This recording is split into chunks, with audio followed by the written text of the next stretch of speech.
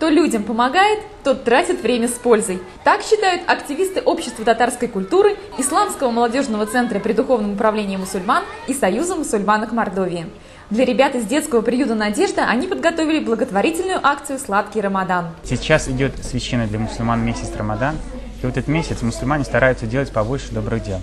Нам очень важно, чтобы это был праздник не только для нас, но и для всех людей, которые нас окружают.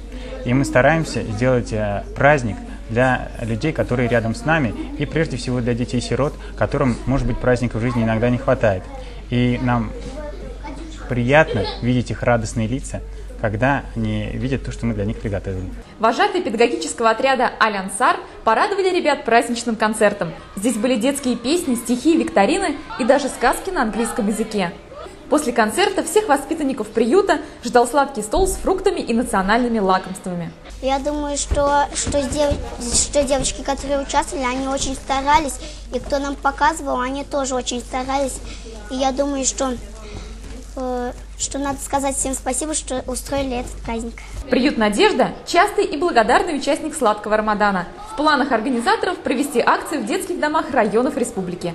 Марьям Бекмамбетова, Илдус Янгбаев специально для программы «Вести Мордовия».